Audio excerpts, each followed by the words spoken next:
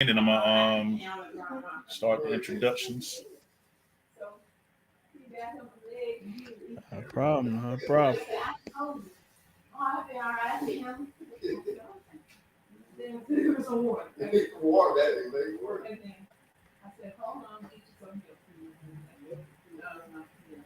Here they come. Here they come. Get one more. Get one more.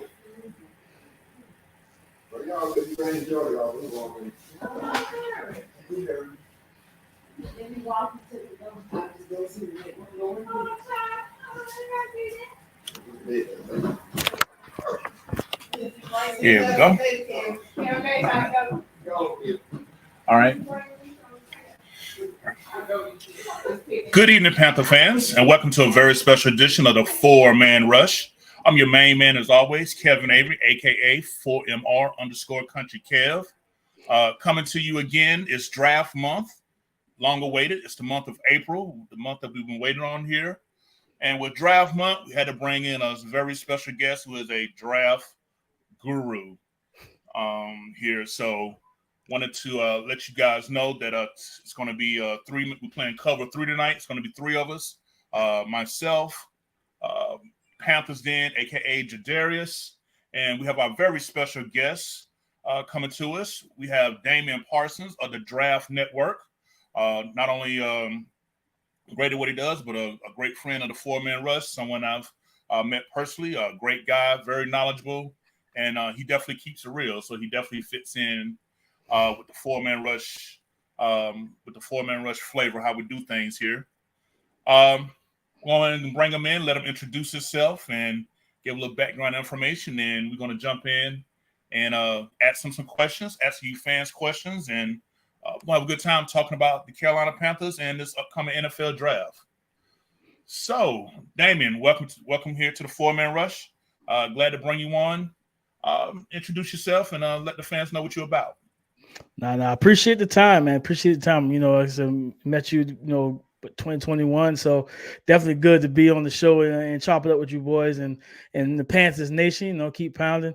Everybody, who always followed me, been doing this for quite some time now. Probably getting close to a decade. Just like professionally, draft has always been my thing. Just really, someone's been a student of the game, played all through high school. From being small all the way through high school.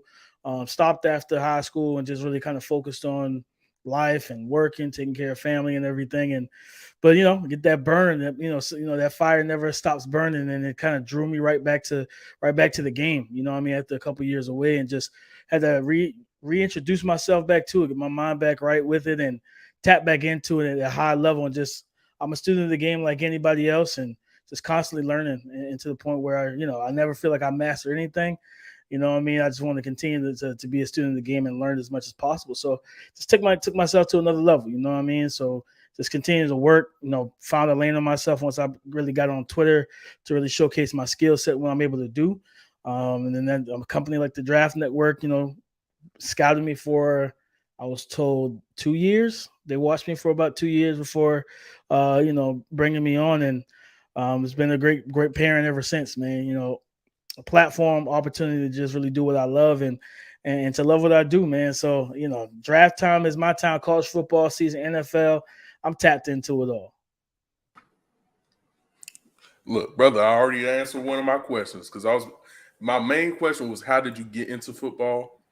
You answered it, so you were a player at a time, and then you got into the film aspect of it. So why was it important to you to take the professional step and become a professional analyst? And what has that done for you in your career? Man, it's done a lot. First off, I'm be honest with you. In this industry, you see, for a black man, you don't see a lot of us. Especially just sitting at home when you turn on the TV and watch and things of that nature. So, for me to break into this industry, at first it was more so the love for it is one thing, but I had a lot of people tell me I couldn't. It was something that was almost impossible. And I've always been, I'm one of those people, I'm self-motivated. So anytime you tell me I can't do something, it's literally challenging me. And I'm always big on, coming out on top on those situations. So I'm like, man, listen, at the end of the day, I'm gonna take care of what I gotta take care of. So like getting into this space, man, it's something I love to do. I've even when I was in high school, bro, I used to. A lot of you guys not. I would skip lunch, go to our defensive coordinator's classroom because he had a dead period, and we just watch tape on whoever we were playing that Friday. You know what I mean? Like studying film, knowing my opponents, everything like that, coverages, all of that stuff. It's been embedded in me since then. So, you know, once I really like found the niche and what I wanted to do, I just attacked it full force. You know what I'm saying? Like last draft cycle, a lot of people didn't know I was still working full time. I was finishing my bachelor's program. I was covering the Cardinals and working with TDN. You know what I mean? All with a 2-year-old kid. You know, 2-year-old son. So it's just like people ask me, like, you know, when you love what you do, you grind for it. You know what I mean? And that's for anybody. Anybody that's listening to this or watching this, like, bro, never feel like you can't reach this plateau. You know what I mean? You can if you put the work in. You know what I mean? Hard work always pays off. And I'm a living testimony to that, dog. So that's what it was for me, man. Every time I wake up, look at my kid, and see my wife, like that's the motivation for me to get up and kill it that day. You know what I mean? At the end of the day. Dog, I remember hold on. I remember the day Dame posted that he was full-time, but I was amped all day. I was like, yo, my boy done did it. So look, it's out here. Long time coming, man. Hey, Dame, real quickly so the fans can follow along with us. Where is it? How they can follow you, follow your content? You know, see your work at. Let me know so that they can hear it, and I'll also share it in the chat for our fans. For sure. First off, you know, follow me on Twitter, DP_NFL. Of course, you can find all the scouting reports, you know, videos and stuff that I do for the Draft Network, thedraftnetwork.com. And of course, you know, being the host of the co-host of the Locked On NFL Draft podcast over with the Locked On Podcast Network with my dog, you know, Keith Sanchez, you know, former coach of the LSU Tigers, the 2019 champs. So always I show my boys some love, man. So definitely draft season. We're here. Tap in with us with the podcast.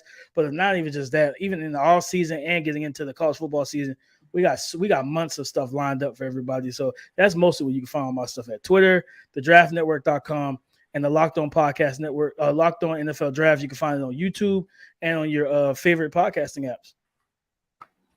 And that's the Locked On NFL Draft podcast? Yes, sir. Mm-hmm. All right, great. So fans, you didn't catch all that. Don't worry. I'm putting it in the chat here for you. Twitter at DP_NFL. Go to www.thedraftnetwork.com and the Locked On NFL Draft podcast. All right. Appreciate that, Dane. Oh, for sure. There you go. All right. So next question. From like everybody watches film different. And you know there's a little bit of change here and there. Me, I slow it down so I can see everything.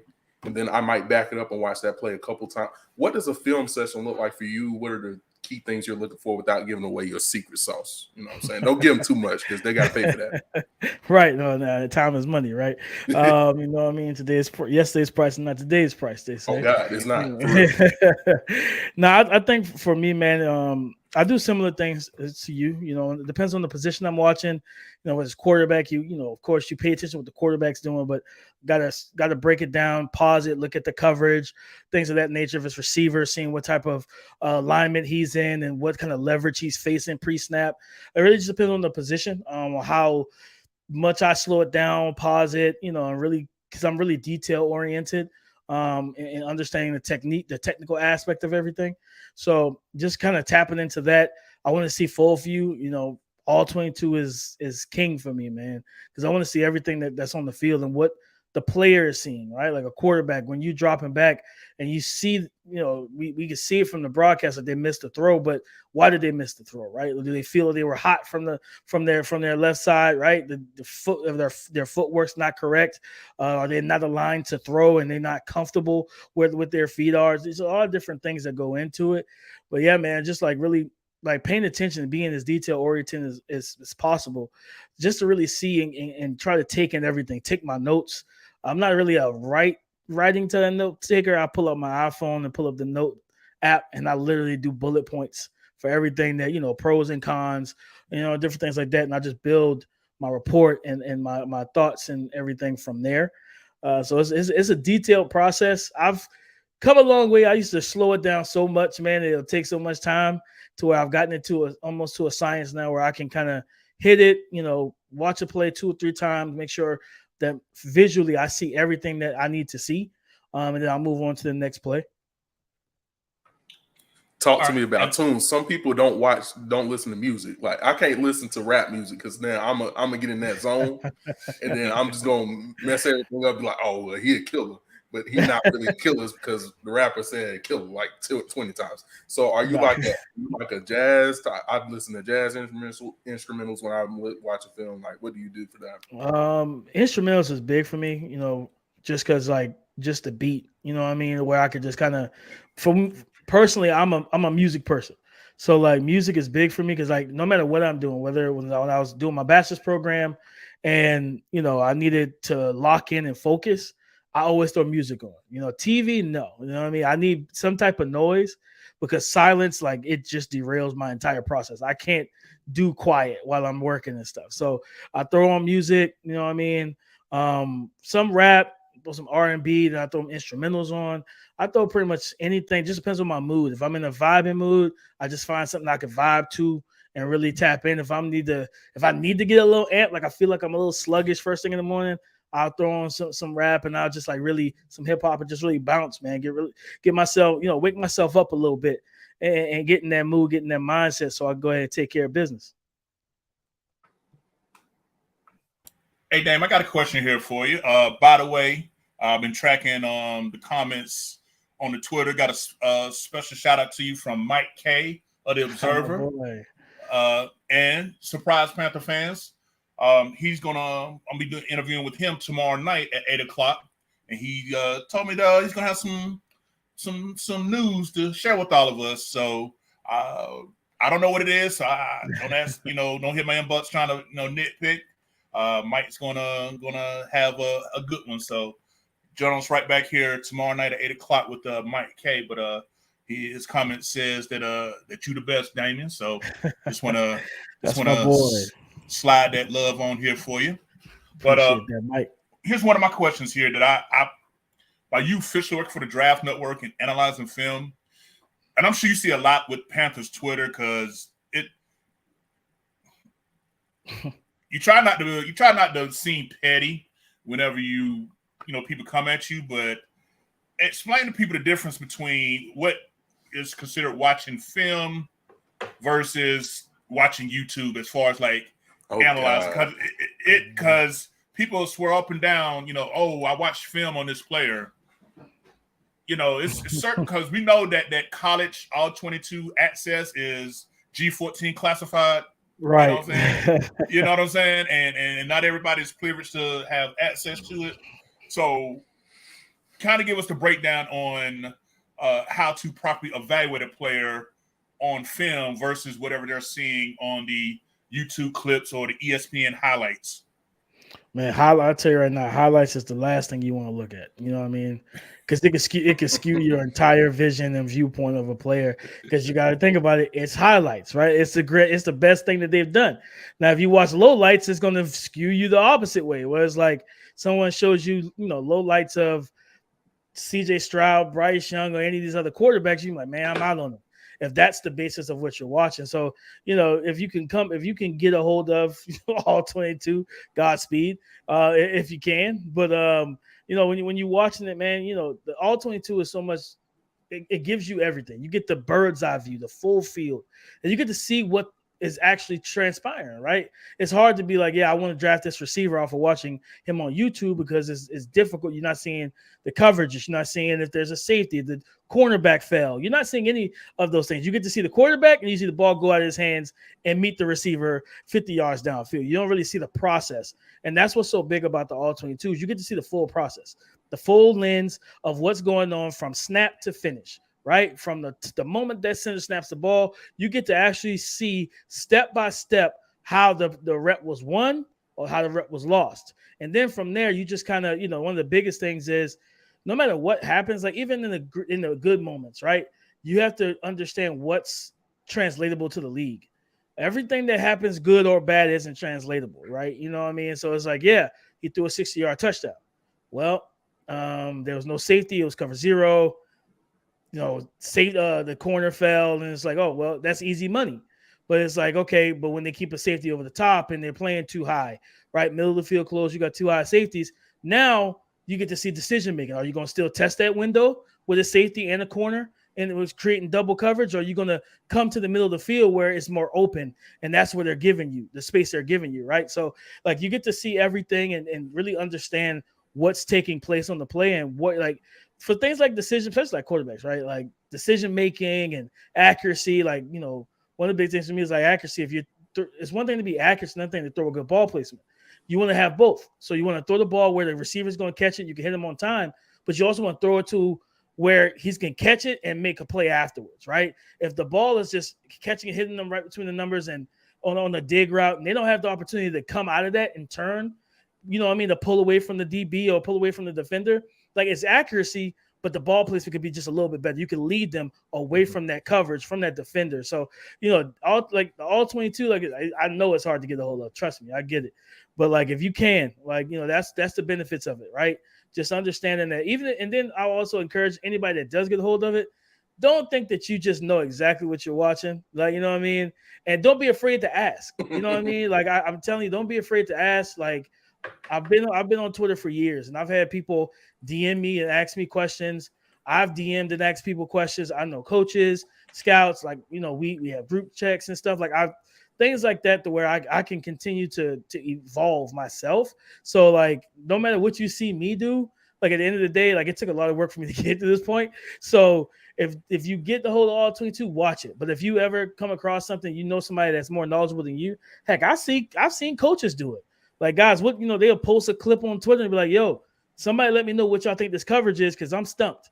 You know what I mean? Mm-hmm. And it's like no one never feel like you're too big, right, to ask for help. Like, and that's probably one of the biggest things I could tell anybody. So basically, officially for the word, if you don't have all 22, you're not watching film. Yeah, essentially, yeah. Okay. Just want to get on the record because I'm probably going to cut this sound bite out and replay it. Lord. You know what I'm saying? Because JD testify, brother. I mean, dog, man, bro. When we show clips from the all 22, you know what I'm saying, and folks want to rebuttal us with ESPN highlights or YouTube. I mean, bro, it's like. All 22 is undefeated, man. It's undefeated. You know what I mean? Like you can't beat all 22. Like it shows you everything. And it's like, even if, like I said, if you have to slow it down just so that you can pick it up and understand what you're seeing and making sure you're seeing it correctly, like do that. But it's undefeated. Like ESPN clips is not gonna cut it. Right. Because I'm a trench guy and I love it because I like how it zooms in. I get to see the steps of the players. I can see the blocking scheme, develop. Like it really helps get a more, finite picture of exactly what's going on. You can even tell a little bit when the play's been audible or whatever. And like it just really gives you that type of intimate access to what goes on to the play. But I just wanted to get you on the record for that because it's gonna be a sound bite that we need. That's Book of Damian, chapter 2. Verse 3 and 4, thou shalt buy all 22, for thy words are just. Amen. Church. Preach. All right, JD, go with the next question, bro. Don't get me started. All right, man. If I had a nickel for every time I posted a film thread and somebody was in my comments with a low light compilation or something like that, boy, you have a ain't Bugatti, no way, boy. You have a Bugatti, seriously. Oh man, I have about 3 of them for real, different colors. Right. All right, let's talk about the draft class. Just a general overview. Like if you've been doing it long enough, fans, you know that you'll hear like it's a top heavy draft. That means there's a lot of guys in that top half of the draft that are going to be really, really good. Middle, the middle. If it's a mid class, like it's not that they don't have the top guys, but the middle. So day 2 on out through day 3 is full of guys who have high potential. So how would you classify this class that we have here? I think it's a thorough class. It just depends on the position. Certain positions are maybe a little more top heavy.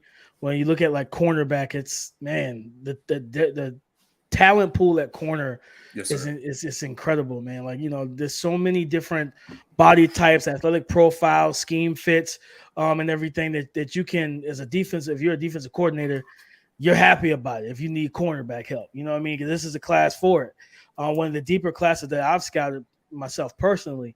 Edge is a good group for edge as well. Like, yes, top heavy. Of course, it's got Will Anderson, Junior, the Terminator.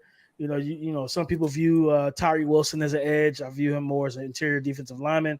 You know what I mean? But then you got the Miles Murphys, the Nolan Smiths, Derek Hall, Isaiah Foskey's, BJ Ojulari's. There's so many different names, Will McDonald the fourth. There's so many different guys at that position as well. Interior offensive line, I think is kind of one of those middle tier type of classes where you can get some good depth.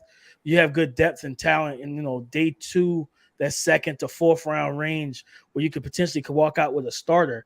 And of course, quarterback is 100% top heavy. You know what I mean? Yeah. Like it's top four, and you think about Hendon Hooker, as more of a day two, second round guy. To me, even without tearing the ACL, I wasn't gonna have him in the first round, but I had him like more of a second round type of player. But yeah, no, it's definitely it's a good group, man. Receiver is the one that that's the tough part, right? Like there's no Jamar Chase, no Devonta Smith type of prospect in this class. And I also think that it's not fair to judge this class based on that, because that's not normal. It's not normal to see a Jamar Chase, Devonta Smith, and Jalen Waddle all in the same bucket. You know what I mean? That's not a normal wide receiver class, but I mean, granted, next year is going to be pretty good. Of course, from Marvin Harrison Jr., leading the charge of that 2024 class. But the wide receiver group, the one way I describe this group is there's more wide receiver 2s and 3s than there are 1s. Yeah. And if you're a team that needs a wide receiver 1, you want to, and if you're in the first round, you might want to try and go after QJ or J. Depends on how you run your offense. A JSN type of guy, early if you want to go early on, but. If you got a number 2, you got number 1. The Vikings. You got Justin Jefferson. You can get a Marvin Mims in the second, third round. You know what I mean? Sir. You can grab a Tank Dell in the third round. You can grab a Ronnie Bell in the fourth round. Like it's those type of guys in this class, those wide receiver 2s and 3s. And while it's not the splash that a wide receiver 1 is, but if you already have a 1 and you need that 2 or 3, like this is a good class for you. Given that we're talking generally about the class, I know you have a couple guys that you are like, those are your guys in this draft class, the Dame's dudes, you know what I'm saying? Yes, like the guys that you stamp like, oh, he's going to be good. Give us 1 or 2 of them, just 1 or 2 of them. Derek Hall out of Auburn, 6'4", 255, sub 4.6 in the 40. Seeing this kid up close and personal at the Senior Bowl, rocked up build. Strong, physical, explosive edge rusher. He can play with his hand in the dirt, but I think he's much better as like a 3-4 stand-up outside linebacker, which I think you guys are converted to a 3-4 base going into this season. You know what I mean? But one thing I remember talking to one of his coaches that told me, he was like, man, he takes setting the run personal. And you always love to hear that. And you see it on tape. You know what I mean? You go back to the Senior Bowl and go to team drills and you see him versus Luke Musgrave, the tight end of Oregon State, and just watch him how quickly he deconstructs the block, gets him off of him, and makes the play. And it shows up on tape in the SEC. I watched him against Evan Neal. I've watched him against a lot of these other guys in the SEC playing at tackle, and he's good. And one thing I love about him is just the fact that he's very self-aware. He understands that he has to continue to add to his repertoire of with his pass rush plan and his moves. And anytime a guy is self-aware, that's what you love as a coach, because that's not something that you have to point out to him. He already knows that about himself. Josh Downs, wide receiver out of North Carolina, one of my favorite receivers in this class, man. If you are a big receiver fan, he's not going to be for you. You know what I mean? But with 5'10", I believe he converted 13 of the 18 contested catches into receptions this past season. A guy that the best way to describe him is that he plays basketball on grass. A guy that has immense patience and control to throttle in and out of breaks. He has this kind of walk skip release where he gets right up on the toes of a DB that's playing catch technique, and his insane twitch. He's got a great ability to just stop and start whenever he sees fit. And once he gets up on the DB where he feels he's in their airspace, he can cut left or right really quickly or go vertical. And that's where it's such an issue for him with defending this young man. You want to get up on him, but it's like you're also worried about, okay, if he beats me in press, now he can stack me and get vertical. And now I'm at his mercy because he can go, one of three ways. He can go vertical, he can go right inside or outside. And now you're as a DB, you're out playing out of phase, and you're there's a lot of times guys panic like that because they don't know where the route's going to take them. Guys like him, I love Tank Dell. Tank Dell's one of my guys too, man. You know what I mean? Like just watching his tape, like it's not even just he's not a Senior Bowl star. Like you watch his tape, you see a young man that knows how to get open. You know what I mean? Versus press, versus off coverage. And he has a full bag. And I remember listening to his coach at the Senior Bowl talk about that. His first day when he was cooking everybody out there, he's like, man, this kid puts in so much work. And yeah, he's 166. So if you like size, you're not gonna like him. But if you value guys that can win one-on-one, a guy that you can, hey, go get it. You know what I mean? Go get this route. Go win this moment. 3rd and 5. I need you to get past the sticks and create a window for my quarterback. He's one of those guys, right? And then of course, like if they want to get physical, he understands how to beat press. But if you want, I mean, we see Sean McVay do it. We see a lot of other, offensive coordinators and offensive-minded coaches do it. You just put them in motion, short motion them, keep them off the ball, and create that type of situation where if you're going to play on the ball as a DB, you're still going to be playing flat-footed with him 2 yards off, and now he's still got more room to work where you can't get your hands on. So those are some of the guys, Kenny McIntosh, running back out of Georgia. Yes, sir. Love his game. You know what I mean? Very smooth, and cool, a cool kid too. Cool character, man. He's very smooth, good build, prototypical size. Don't really care what he ran at his pro day because you see it on tape when you watch him that he pulls away from people, even DBs as a running back. You know what I mean? Yep. But that dual threat skill set, being able to run the ball in zone or gap, but when you can motion him out as like an X receiver, short motion him into, a nasty split and throw a tunnel screen to him as he did. I think it was against Ohio State, if I'm not mistaken. And he took it for a touchdown. They run the rail route, the wheel route with him. And he's, especially you get a matchup against linebackers, man, he's able to pull away from those guys 20, 30 yards downfield. And he tracks the football like a receiver, whereas it's just easy for him. He's comfortable catching the ball in space, man. So he's very, very reminiscent to Rashad White coming out of Arizona State last year, who went to the Tampa Bay Buccaneers. So Kenny McIntosh is another one of those dudes that he's definitely a Dame's dude for sure. Hey, Dame, real quick, I just want actually, since you want to run about, I was thinking of 2 wide receivers, so I'm gonna lump them all together here, get your opinion, because these have kind of been like ones that kind of grown on me when I've done my film watching. Since we're talking about running backs, I like Mitchell Keaton out of East Carolina. I don't know if that's a guy that you've paid much attention to. I think he fits a lot of that dual threat ability to catch and to be able to run and receive. I was going to ask you about him. And then I was going to ask you about the 2 wide receivers coming out of Tennessee, Jalen Hyatt and Cedric Tillman, and what you think about those 3 players. For Keaton Mitchell, explosive. He gets an open field and he gets there quickly. You know what I mean? You give him a lane, he's gonna hit it. And I like what I've seen from him on tape. He's kind of a little bit of a no-nonsense guy. He's looking to get out of the backfield and get upfield quickly. And you like that. You know what I mean? You want to have patience, but as a running back, former running back, the term that we taught is slow until slow to fast through. So you want to let holes develop and then you hit the afterburners. You want to hit that burst and go from 0 to 60, right? Get through the first 10 yards, and then after that, it's you in the second and third level defenders. And now it's your turn to make a play. For the 2 Tennessee receivers, man, I prefer Cedric Tillman because he's a receiver I can do everything with. I can attack downfield, back shoulder fades. He's got the prototypical size, 6'3", like 215. ball skills, leaping ability. That injury he had this year definitely took a lot out of him. He wasn't the same guy we've seen in 2021. Jalen Hyatt, he's boomer bust for me, man. In terms of what he can bring to an offense. It's either a big play or not much at all. He doesn't act. He's not asked to win on his own. That offense that Josh Heupel ran, you're a slot receiver. You're not typically set up on the numbers or outside the numbers. Yep. And that spacing is not what you're going to see in the NFL. Not at and all. then also you're going to see more man-to-man coverage. You're going to see more press. He got a lot of free runs on safeties, man. And you got safeties. You think about the Alabama game. He had 207 yards and 5 touchdowns. Well, all the Alabama safeties all ran 4.6. 4.5 to 4.6. Like those kids are flat-footed, waiting on him to gear up and hit top speed. And now they have to turn and run with him, right? So that's what I talked about earlier. Finding when you see these reps, no matter if it's good or bad, is it something that actually translates to the league? And that's the speed.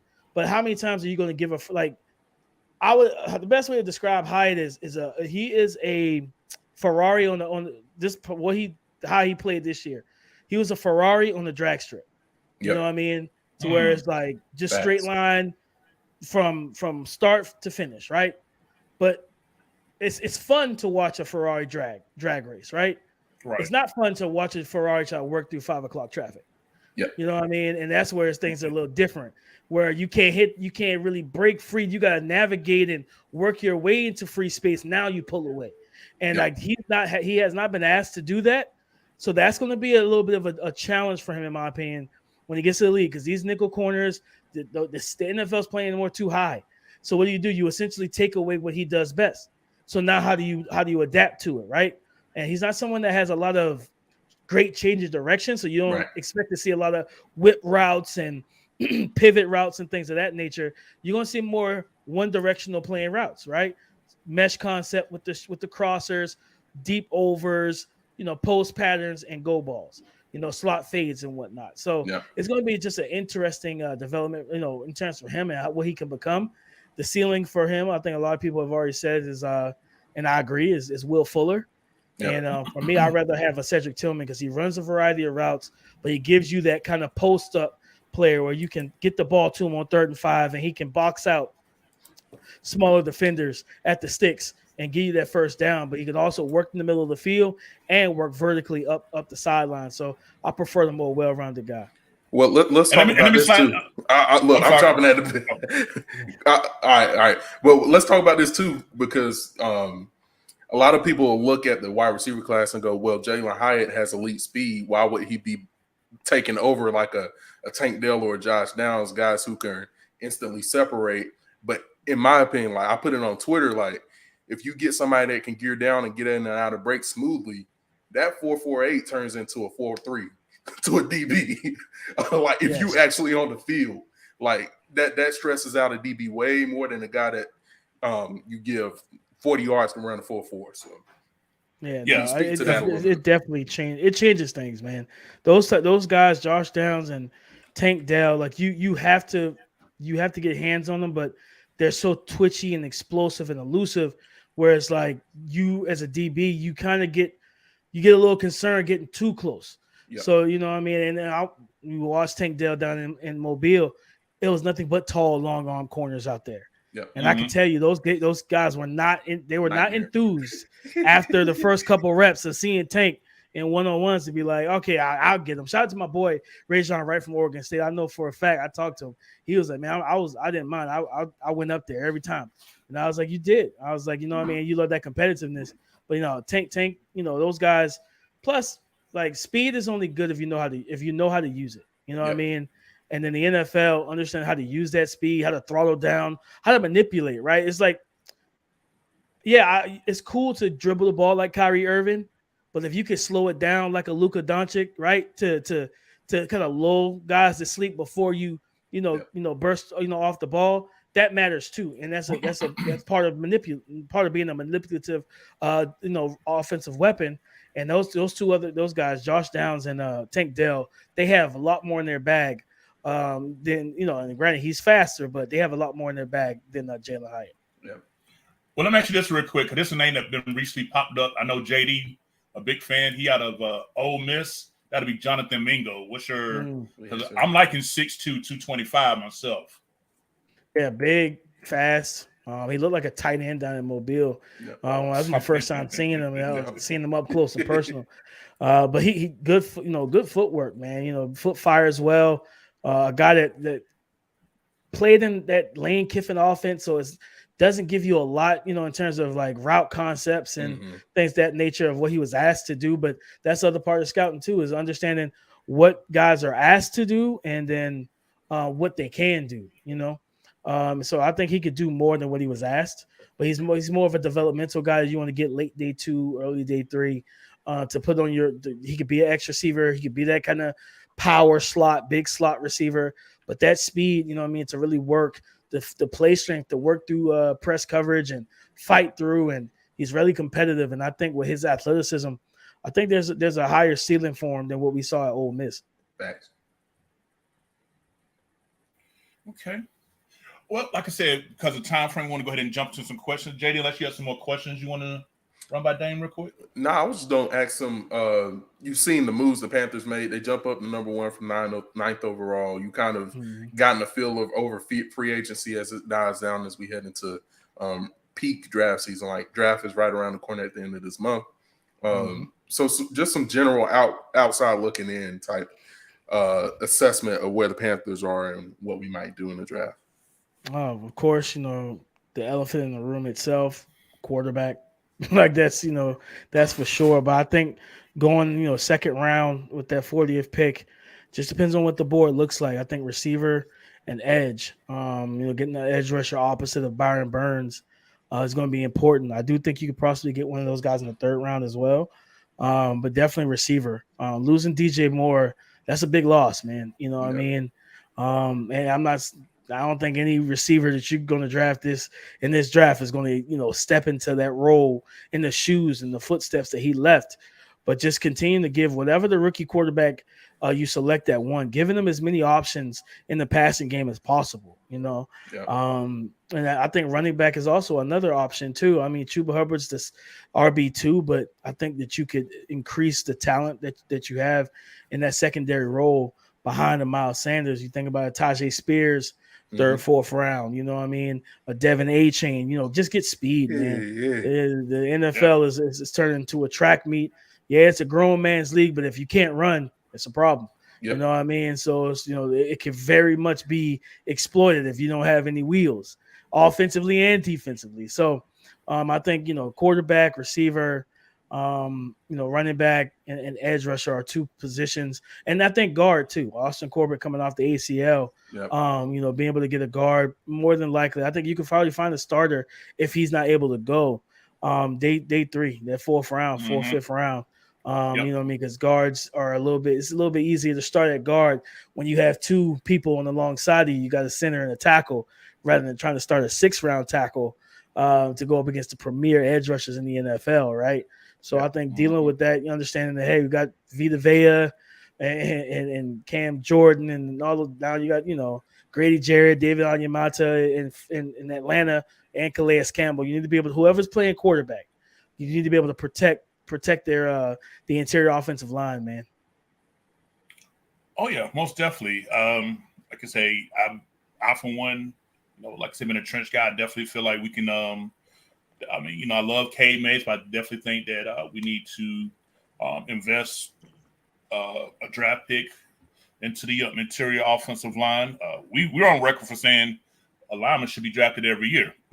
You know what I'm saying? I mean, it's just not a bad thought. It's just real constant because not only you're talking about Austin Corbett, but let's not forget Brady Christensen suffered a fractured ankle as well, and he depends a lot on his athleticism. So we have to see how he mends with that. Because personally, I think Brady Christensen, did a admirable job, but I think that when it comes to getting them big tough yards, he gives up his chest a lot and gets a lot of pushback. And I think he does more position blocking than actual, moving a man off the line of scrimmage. And I just I'm just not afraid. I know I get flat for it because they're like, oh, you're just a Brady Christensen hater and just like that. No, I just think that I'm just tired on 3rd and 2, 3rd and 1 when we try to run isolation or off tackle. So we're getting tackle for losses by the DTs, man. Yeah. So that's just my thing. But let me ask you this, man. As far as with the Panthers draft, of course, we trade away our 61st overall pick to move up, so that leaves us with the second pick at number 39 and a 3rd round pick at number 93.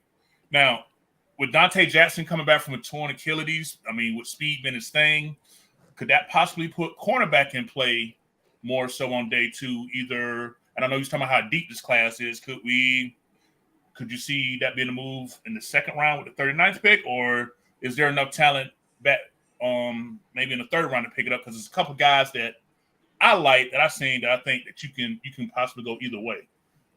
I think the cornerback class is definitely deep enough to warrant, that 3rd round. Depends on what's available, right? I think, you look at your needs, and if your needs are receiver, outside linebacker, edge, and cornerback, you just see who's available on the board, right? So it's like if one of the better corners, a DJ Turner, a Deontay Banks, Emmanuel Forbes, a Julius Brents is there. Like any of these type of guys starts to fall to that 39th, 40th pick in the 2nd round, and they're available, Keely Ringo of sorts. Then you're looking at it like, you know what? Maybe we need to go corner here rather than receiver, right? But I do think you can absolutely get, you think about Clark Phillips out of Utah, Trevius Hodges-Tomlinson out of TCU. Sir. That's my guy. Garrett Williams from Syracuse, man. That's my guy. That's one, a guy that's, physical, sticky in coverage. He competes. Keitrell Clark, a guy that a lot of people aren't talking about, out of Louisville. Mm-hmm. Quick feet, smooth mover. And I think he tested better, if I remember correctly. Jacorian Bennett out of Maryland, another high-end athlete, man. But one of my favorite guys that a lot of people don't know much about is Carrington Valentine, cornerback out of Kentucky. Spent 3 years in high school as a receiver. And he's somebody that he didn't start playing corner until his senior year of high school. So he's still new to the position. And he was a true junior, if I remember correctly, coming out now, declaring out for the draft. But high-end athlete, sub 4 in the 40, a guy that can move well. He's aggressive and physical, that can play press man, and he's got the speed to run with different guys. And we talked about Cedric Tillman earlier. You turn on that Kentucky versus Tennessee tape, and you watch him battle, with that 6'3", 215-pound receiver, man. And I truly appreciate what Carrington Valentine. So yes, you can absolutely find cornerbacks round 3, 4, and 5. Yeah, because a couple guys I like is like Kai Blue Kelly out of I think Stanford. You mentioned Keitrell Clark. I like him. Another guy I like that's actually from Charlotte, went up to Syracuse, is Garrett Williams. Mm-hmm. I think he's someone that could be, like I say, possibly look at. And a guy that kind of, I don't want to say he's primarily a zone guy, but he plays out of Iowa. I think it's Moss? Riley Moss. Riley Moss, yeah. He's someone that kind of stuck out to me. It's like he just somehow finds a way to make plays. You know what I'm saying? He's not going to exactly quote YU overall, but he's a playmaker. So he was someone that kind of stuck out to me. And we keep it real on the phone. We don't see too many cornerbacks of the Caucasian persuasion, these days. But, he's someone that really just, blessings to Jason Sehorn. Right. Yeah, he's athletic. I think he's probably. Some people view him as more of a safety. They think he plays the ball better, seeing, looking back at the QB. But like you said, put him in zone, give him that one type of responsibility, whether it's cover 3, quarters, whatnot, like where he's protecting the deep ball and deep portions of the field, and let him, click and close and trigger downhill if anything is thrown underneath. I think zone will probably be the best bet for him for sure. Yep. Yeah. And let me say this. I know we got Von Bell. I know we got Xavier Woods. Jeremy Chin going to be moved down. We're thinking, like I said, big nickel, dime linebacker. I got a crush, man, out of Penn State, Jair Brown. That dude, he just like it would be a luxury pick, but man, I just think that he would be someone that, again, saying that's that second, third, possibly fourth round. I mean, I don't go by the mock drafts because they'll have you having expectations unrealistic, but he's someone for me, man, that I think is a ball hawk. He could play both safety positions. I've seen him play slot corner as well. I just think him as a flexible, and he gets his hands on the ball, man. And I just that's someone I really like. That if he's also available when it's time for us to pick, because I know we got 2 4th-round picks as well. What's your aspect of his game? Very much similar to what you said. A versatile player. And you need those type of defenders nowadays in the NFL, man. The way the offenses are spreading out, you see a lot of 11 and 10 personnel, and the tight ends that can move and play X receiver out of 12 personnel. You need these type of versatile bodies, man. And he reminds me a little bit of what the Patriots having, like Adrian Phillips, who would come on the field, especially on third downs. They'll pull a linebacker off the field and make him a nickel, the dime backer, where if they run the ball, he can play the run, but he could drop off in coverage and give you more speed in the field. And I think Jair Brown brings a lot of that as well. All right, so we're going to hit these questions real quick before you let you get up out of here. We got Jake Parker here watching us through Facebook. And Damian, he says, what are your thoughts on this scenario, trading down to number 2 with the Texans and getting their number 12 and drafting the top wide receiver? I'm thinking Stroud and JSN. Is that too much to ask in a trade? Yes, to go down one spot. I don't foresee them giving up both their first. This is gotta remember, the Texans are one of the least talented rosters in the NFL right now, so they need all those picks to be able to build up this roster and get it to where they're comfortable. To be fair, I'm of the mindset that they shouldn't draft a quarterback at all. That they should just focus on building this roster. I believe I have a rule with quarterbacks and running backs. Don't draft one in the first round if you're not ready for them, in my opinion. If your team is just that bad, just be careful, because you can ruin the kid that way. Facts. Talk to him. Talk to him, because I've been saying the same thing, bro. Yeah, we ain't got that credibility yet, like Dane. So we got to work on it, man. I'm just gonna I'm keep retweeting. Right. They're gonna get it one day. Day one fan of the 4-man rush. You just answered this question, Dane. Bill Spires. He was saying, knowing the Panthers need, who do you see as the best selection at edge or wide receiver at 39? You also want to thank for joining the 4-man rush. No, appreciate it, Bill. You definitely answered that as well. JD, this one's actually for you. What's your all 22 about your boy Ian Thomas? Oh God, Ian Thomas is a blocker, bro. Like he if you watch some of the games last year against the Lions, where we had like almost all near 300 rushing yards, Ian Thomas was out here moving stuff. Like he was out here setting blocks, setting the edge. You know what I'm saying? So shout out to Ian Thomas on that end. I don't want that brother catching the ball though. Like I don't know about these targets. He got targeted on a tight end screen one time this last year. I'm like, McAdoo, get up out of here, please. Those 12 personnel is going to be kind of good with him and Hayden Hurst. You know what I mean? Be able to block and help set the edges in the run game for Miles Sanders and a lot of running game to really get a flow again. Yeah. And heading into this, for this season, especially without having a powerful guy like Deonta Foreman, you want to get as many seals and like I think who was it? I forget the guy for ESPN, but you get a seal and you get an alley. You want to make as many seals and alleys for your running backs as possible. Need that. Yeah. So speaking of tight ends, Dane, while I got you here, let me ask you this, because I'm a big fan of his, man. Hey, that's my dude. I'm saying, if I know we signed Hayden Hurst. I know Ian Thomas just got a 3-year contract extension. I know we drafted Tommy. I know we got Tommy Tremble, who I think Dane should be moved to like the fullback H-back position. Mm-hmm. Because his draft profile said that when he came out.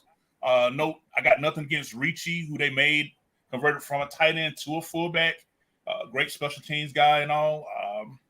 Just trying to maximize the talent. But would you feel justified taking Darnell Washington with that number 39 pick? Big Wash, man. That's one of my guys. I rock with Big Darnell Washington. You think about. I think it's warranted. It's warranted for a discussion. You know what I mean? Because you still have to, definitely look at edge, receiver. Those are two bigger needs for me. And I think this tight end class, like that was, I forgot to mention that's a deep class as well. Yeah, you're going to be able to get you a legitimate tight end probably rounds 3 and 4. You know what I mean? But Darnell Washington, I saw him up close and personal at the combine. That's a big dude, man. 6'6", 6'7", 250, 260. I want to see him play to the athleticism that he showed at the combine in terms of testing. But I do think that he could be someone that you feature. If the best way to utilize him, in my opinion, is what we saw late in Gronk's career with the Patriots, right? That vertical seam threat, over routes, off the play action, and really, like, you watch the tape when he sits down in zones, it's hard to miss him. You know what I mean? But it's like he can find those soft spots in zones, make himself available, and ask those receivers. I mean, the quarterbacks, just give him the ball, put a helmet or higher, especially in the red zone. You know what I mean? And that's one of those guys that we talked about earlier, being able to detach. You think about coming out in 12 personnel, or in a kind of 3-by-1 set, and he's the one you can motion him out from the end line if you want to throw that fade and get him matched up on one of these linebackers and let him just be a center, let him be a power forward and throw him that alley-oop, man. But he's a devastating blocker, gets people out of the way and get them out of the way in a hurry. So you're talking about a team that wants to run the ball and emphasize it. He's one of them tight ends that you want. But probably one of my favorite guys, without question, is Sam Laporta out of Iowa. Oh, yeah. He a dog too, bro.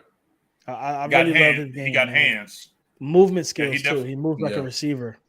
Yeah, because now I'm a big fan of 12 personnel, 21, 22, 13. Like, I like multiple tight end sets. I used to envy watching, the New England Patriots, do that stuff. I mean, that year they drafted both Gronk and Aaron Hernandez. I was just like, damn, they done. And, before all that other stuff happened, what I'm saying, that was just a nasty combo to deal with, man. But, I just had to ask you about that, man, because if Darnell Washington's sitting there at 39, and I know we got needs. I mean, I know we're going to talk cornerback, wide receiver, DN. I kind of hope we sign Leonard Floyd so that we can kind of take DN off a little bit. Yeah. Get that veteran, and go get one of these young bucks here. But do you think the Panthers should consider possibly trading down to possibly pick up a couple extra picks, either with the 39th pick or the 93rd pick, or should they sit there and just do BPA?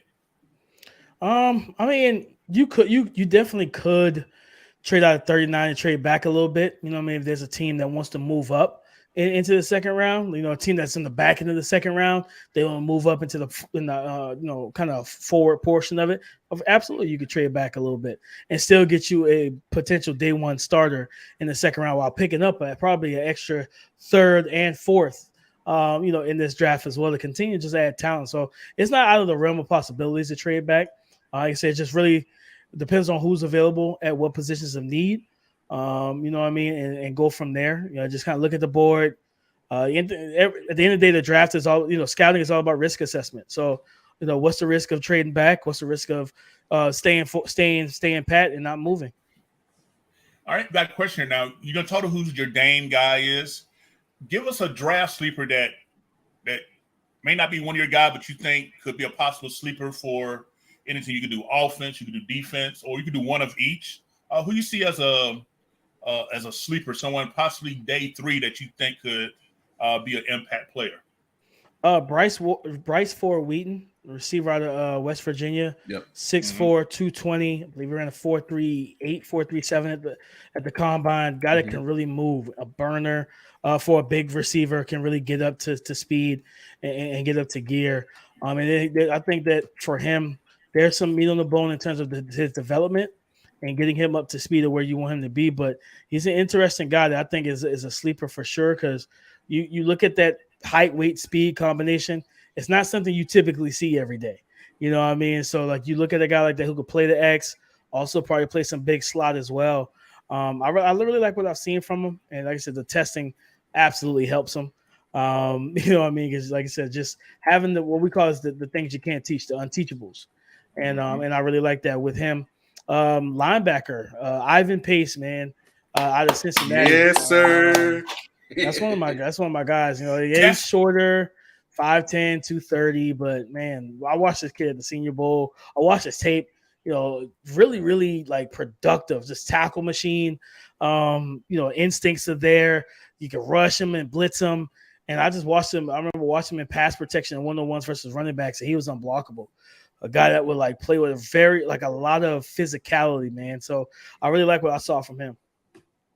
Dog, that's my man's in them. Bruh. I remember Kel dropped that clip, bruh, of him. He went head up with a guard. I think that's what you posted. And he hip tossed the guard that had easily a good. He reminded me. Guard ain't do nothing wrong. Nah. Guard he just got that dog in him. He just got that dog. That's what we need, because if we converted to that 3-4 base, and I know Evero and Wright have already said you only run base about 20% of the snaps these days. Multiple sub packages, nickel, dime, or whatever. But man, he's someone that, because I know a lot of Panther fans talk about Jack Campbell out of Iowa. But Ivan Pace, that's my guy. And then if he's around on day 3, I'll available on one of them fours, I say we snatch him, bro, because I think he's that guy. Since we talk about linebackers, you was down at the Senior Bowl. You got to see Henley out there covering. It blew up on my feed. Like, everybody was like, "Oh my God, he out here clamping." So, can you tell me what you saw from him since you was there? Oh yeah, bro. Like, a leader, energy guy. He looked the part too. Like, one of those guys that he looks good. You know what I mean? And he played well, explosive, the range, sideline to sideline, hard to block in those pass protection drills as well. But he looked good in coverage. I think he's more of an outside backer, that kind of will on the outside and allow him to cover, drop off in coverage. You can blitz him. But I really like him. You know what I mean? He really showed me physicality that I didn't expect, especially from I think he's a converted safety, the linebacker. Yeah. But like you see that with his game. But man, like, he plays fast, he plays in a hurry. I think I like for a guy that's transitioned to linebacker from safety, one of the biggest things for you either moving back forward, forward backwards, or from the top down, is understanding that things especially when you move from safety to linebacker, things are happening much faster here. So it's like being able to process, identify quickly, so that you don't allow these guards and tackles and tight ends to climb up and seal you off. And I just like the physicality he plays with, man. Along with that speed, I think this is a young man that we could really hear his name as one of those playmakers for years to come. All right, we done put it off, Kev. Here we go. We sitting at Anthony. We was trying to build to it, brother. And here we go. So because look, it's talked about every day. I know. I know. Nonstop. I had to say this towards the end here. The obvious question. C3 Anthony says, you got to ask Dame what quarterback he thinks would take in at number 1. Man, I'm not gonna lie to you. I think y'all gonna go CJ Stroud. You're talking about a pure pocket passer that actually can move. He just didn't want to move a lot, or wasn't forced to move a lot while he was at Ohio State. But when you see that when you watch the Georgia game and you see understanding the assignment, like, hey, they're not going to be able to block Jalen Carter for 4 quarters. Right. I have to make moves. I have to make plays with my legs. I think he had almost 80 yards rushing in that game. And not only just a rushing aspect, but creating off script and off schedule, right? Because that's the thing. Like, within structure, it's in my honest opinion, within structure, from ball placement to accuracy at all 3 levels, he's better than Bryce Young. But Bryce was so good off script and out of structure, right? And it's like, but you want a quarterback that can live in the pocket and then do some things outside of it. And I think the biggest thing is that the comp that I've had for him, if he reaches what he could be, is a version of Joe Burrow. A very deadly passer from the pocket, accurate, throws with good touch. He's got to improve the anticipation because that Ryan Day offense does kind of that Ohio State offense does kind of limit their anticipation on routes, especially when you do have the offensive lines they've had over the years to be able to protect you. But so he's got to just be a little quicker with that. But the one thing I would say is, and I've said this multiple times, is watching him not just in the Georgia game, but going back to the combine when they were doing on the deep ball, the deep drill, and watching him battle with Anthony Richardson. You know what I mean? That silent head nod where it's like, okay, anything you can do, okay, that's the type of time we are on, then let's get it. You know what I mean? And I love that competitiveness. I talked to one of my guys who's a scout in the league that same night, and he was like, bro, did you see the look in CJ's eyes? I said, yeah, I did. And he was like, see, I didn't see that from him all season. He was like, I didn't see it to that Georgia game. And I was like, nah, me either. And it feels like it's been a change in the guard with that young man where he understands that it's go time. You know what I mean? And so for me, I think, and the biggest thing, I know the Panthers fans tussle with this every day on the timeline. I know, I see it. I see it every day. The question that I continue to ask is how much better will Bryce Young become? You know what I mean?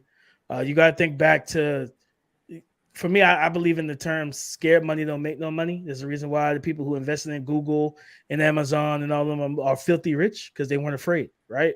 Yep. And, when you think about it from the aspect of this, Baker, and I'm not comparing Bryce to Baker, but I want to just kind of paint the picture. Mac Jones came in a pro-ready prospect, right? Yep. But there wasn't much physically he could do to develop and get better.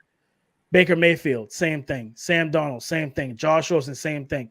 Kenny Pickett, same thing, right? So now, of course, you got the Malik Willis's and, different quarterbacks that haven't panned out, but you look at the Jalen Hurts, you look at the Lamar Jackson, the Cam Newtons, you look at these more mobile, just these bigger bodies and bigger arms and guys that you can mold, especially if they're coachable, right? Like Anthony Richardson's of the world. But for me, when I look at CJ, like I said, I look at Bryce, I feel like CJ can get to that Joe Burrow level. And as we've seen, that's a franchise quarterback. You know what I mean? That's a franchise quarterback there. What you do right by him, you get to the Super Bowl in year 2? Year 2, year 3. So and he's one of the best quarterbacks in the league right now. So that's kind of the ceiling for me with CJ, and that right there for Frank Reich's system. Yeah. I know the love that Josh McCown has for him. I think having that guy in this offense makes so much sense to me because he's just natural. Everything he does is natural.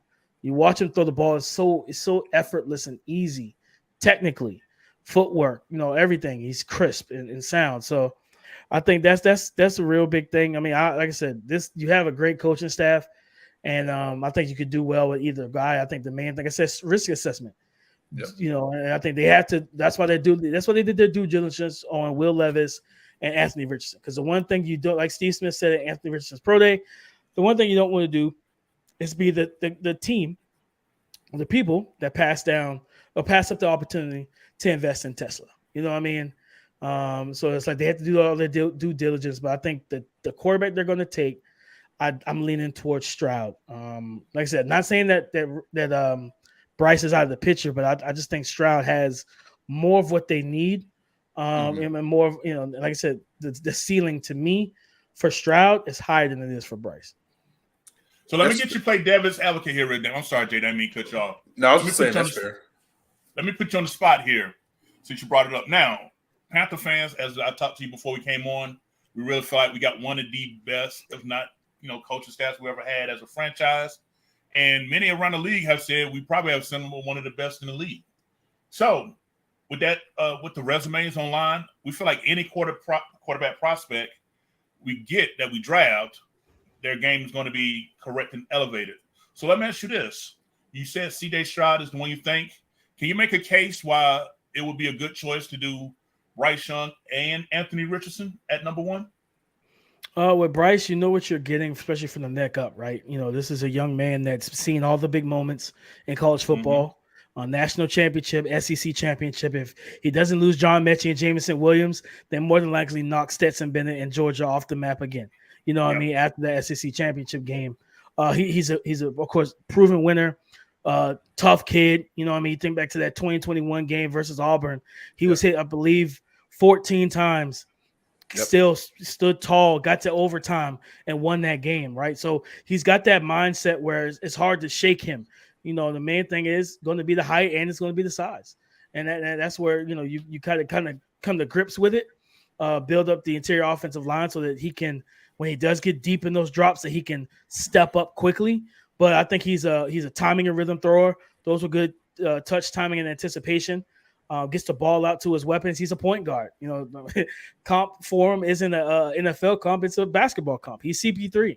You know what I mean? And when you think about what you have with that, a guy that can run your offense to the highest level of efficiency, and you just trust him, you know, to make the right reads and decisions more times than not, that's what you're going to get with him. Now, for me, it's Anthony Richardson. And with me, with Anthony Richardson, knowing that you're getting a coachable prospect, you know, talking to his offensive lineman, great in the locker room, a guy that the team rallied around him. The quote that to quote one of his offensive linemen that I talked to, he said, you know, Rich put a lot on his plate, you know, after the first couple games of the season because he's from Gainesville, so he wanted to bring a title there. And he's like, going into that Tennessee game, that you can see the switch. He's like, I've never seen someone more locked in than Anthony Richardson going to face Hendon Hooker in Tennessee. And he was like, if it wasn't for him, that game doesn't look the way it does because he put us on his back and he carried us that entire game. Yep. And, you know, when we talk about traits are only good if they translate to the field. So if your traits don't translate, they're not good to me. I have no use for them. You know what I mean? So when you watch Anthony Richardson, you see the speed, right? The 4.43. There's multiple runs in his career when he's burning defenses for 60+ yard touchdowns, right? But also the arm talent. And then you see the recall within games where for me, if you guys had stayed at 9, I felt like this was a great spot for Anthony Richardson because that coaching staff, this kid is extremely coachable. He's intelligent. And you see it when you watch in games when he struggles with something, you know what I mean? It's only because, hey, it's my first time seeing it. I'm a first-year starter. Yeah. So it's like I've never seen it before. But once he sees it again and again, he's like, okay, I remember that. And you start seeing them start to calm down, be patient. It's like, all right, I've seen that coverage. You're not going to trap me again. Come make some checks at the line of scrimmage, check the protection. You think back to the Utah game, third and 15. He sees something in the secondary, and he understands that the guys are moving pre-snap, and he sees where there's going to be a hole for him. He makes a quick check at the line, gets everybody on the same page, and he delivers a 20-yard strike up the seam to Ricky Pearsall against Kentucky. They did something similar where they were sending the fires, they were sending the blitz, overloading them from his right, getting them hot. I understand he's a young man, and he's never really had to deal with that as much. And they got him the first time. He threw the ball. He just kind of threw it out of bounds. The second time they tried it, he hit it. He anticipated it, got it out, and got a first down to Justin Short on the opposite side of the field. So you just see that in-game recall, to be able to develop not just game to game, but snap to snap inside of the game. So for me, and I'm going to tell you, I think he has a top 3 arm in the league right now. Like, this young man can throw it as far as you need. And with a flick of the wrist. Flick it easily. The Tennessee game, when you watch him, drop back in the pocket, he's getting pressure off both edges as they're trying to cage him in and collapse the 4 walls collapse on him. This young man has stepped up, stepped to the left, bounced back to the right. Feet are not set, and he delivers a dime about 30, 40 yards downfield that I believe went for a touchdown. And you just see these things. So it's flashes, but then the offense in Florida wasn't set up for him well either, right? This is a young man that threw 41 screens. Yep. Where you look at the Stetson Bennett, and I think, if I remember correctly, almost 700 of his yards per PFF came from screen passes. He threw over 100 of them. Bryce threw more screens than him. I think CJ Stroud threw more screens than him. Yep. So it's like I want people to understand something. When you throw out, because I've seen this, especially from the Panthers fans. So I want y'all to know I see y'all. When I see this on Twitter, and I see the discussion about completion percentage. Uh-oh. Here we go. Boy, please, hold on. Let me cut your mic up. Hold on. Let me turn them up. Go ahead, man. If you're going to use completion percentage, please use it within the right context. Anthony Richardson was one of the few quarterbacks that threw further downfield than anybody else in the FBS. His average, I think, yards of completion were 14.3, which put him, I think, third in all of college football. which means they were taking a lot of shots downfield, which are less, lesser on a completion percentage scale, right? Those those throws are less, less chance of being completed when you're throwing the ball further away from your receiver being to you. So instead of him getting those easy throws, right? You look at Will Levis and what he threw at Kentucky, a lot of screens, a lot of mesh concepts, right? A lot of easy crossers and hit the first read on it, right? But that's not what Florida offense was. So when you comment on his completion percentage, give the full context that this wasn't a guy that was given a ton of easy layups. Because it's easy to look at a shooting percentage in the NBA with a guy that's taking a bunch of shots in the paint. So it's like, okay, well, Greek Freak has 75 complete, his percentage of his shots in this game. He's hit 75 of them. Well, all of them are free throwing in. Steph Curry's more around 45, but he's taking 16 threes. It's a different ball game in terms of where you're shooting and where you're throwing from. So that's one of the main things I've been in spaces. I just sit and listen. I don't really say much. I just chill. But it's stuff I've heard. So it's like, when you're going to use those things. Now, yes, Anthony Richardson is a guy that you have to understand what you're going to have with him. And he's understanding it too. His feet, me and having his lower body connected to his upper body, because he gets heel clicky and he gets toesy in the pocket where he's not ready to, he's not set up and up perk to throw because his feet aren't set all the time. Now, granted, does that always have to be the case for him? No, because he's got elite arm talent, but for its accuracy, and you see that, smash concept, you got a quick hitch and you got the slot receiver running the corner, and you see that a guy that can plant and just throw it with touch. He's developing into a multi-speed pitcher, but you got to allow him to get the reps and you got to coach him up with it as well. Patience is going to be key for him. You understand what I'm saying? And that's the big thing. It's like, I always use this phrase. In today's society, we don't want steak from Ruth's Chris that might take 20 minutes. We want to throw it in the microwave. Well, you're not getting good food if you're throwing it in the microwave. You know what I mean?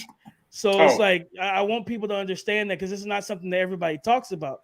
It's just a fact of being patient. There's nothing wrong with being patient. Chasing wins too early when you're not ready. It's amazing because you see it, and I see it with fan bases, and I know being a fan is different. I'm a Detroit Pistons fan. I understand. You understand what I'm saying? I know the pain. You feel me? But I understand where my team is in the NBA. We're building. I'd rather build and have sustainability than flame out because we've chased an easy win and chased a quick win. You know what I mean? Golden State wouldn't be what they are now if they didn't draft well and took their time. If they gave up on Steph after all the ankle injuries, you know what I'm saying, they wouldn't have that generational player and that Hall of Fame champion that they have. He's the key to that team, but you had to be patient with him through the tough times. So when I hear a guy like Pete Carroll, when as I'm listening to him at the Combine, talk about, man, you don't give up on guys. People call Geno Smith a bust for years. Yep. Now we are here championing him and clapping for him, and we love him now. But you're telling me that Anthony Richardson can't develop into anything? That's the same mindset that people gave Geno after he flamed out of New York. So that's my main thing. Is just like, be patient, understand where your team is, because at the end of the day, it's good to get to the playoffs. Don't get it twisted at all. But it's not good to get to the playoffs and get your butt whooped, and now you're not in position, and now you're questioning the pieces that you have on your team because you couldn't go up against a Jalen Hurts and that monster that he has in Philadelphia, right? We've seen that's my main thing at the same time is like, yes, CJ Stroud, and I say this, CJ Stroud and Bryce are the safer options than Anthony Richardson, right? Yep. But the payoff, I'm always looking for the return on the investment. If I'm in invest, what's the return? That's why I always ask people, what's the ceiling for Bryce? Because physically, he's not going to improve. So it's like, what's the ceiling? He's accurate. He's smart. He's everything from the neck up. I want the ceiling of an Anthony Richardson. That's for me. I'm thinking from an aspect of, if I'm coaching this young man, I'm going to put everything around him for him to succeed. Facts. But I want fans to understand this. Listening, the NFL teams bust players more than players bust themselves. Oh, my. Say that again. Say it again. Say it one more time. The NFL busts players more than the players bust themselves. Hey, because look here, with Anthony Richardson, Damian, you can verify this for you. I had looked it up. They were ranked 107th in the nation. Nobody could probably name us one wide receiver for the University of Florida, and they had, check this out, 50 drops.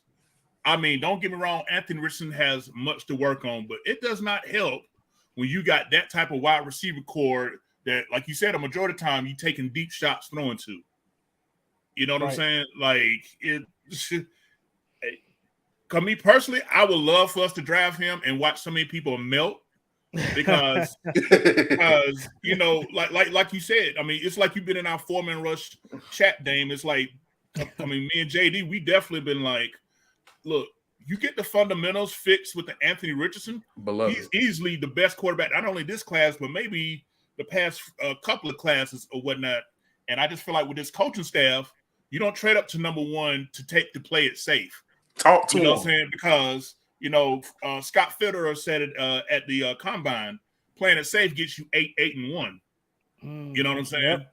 And as for a franchise that's never had back-to-back records above 500, you know what I'm saying? You know, we got a couple of T-shirts, you know what I'm saying, from them 3 divisional titles, and you know what I'm saying, we got the dab for a year and all that. But I mean, bro, overall in our 28th year, we've only had 7 winning seasons.